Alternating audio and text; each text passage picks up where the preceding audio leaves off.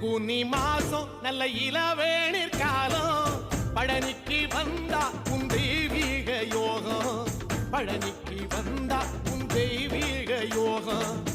உத்திர நாளில் உன் உற்சவ திருத்தேரில்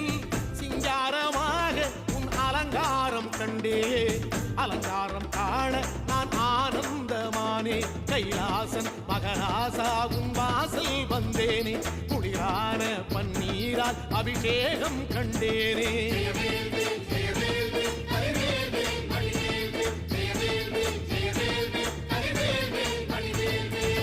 தென்பழனி தேடி உன் தென்பழனி தேடி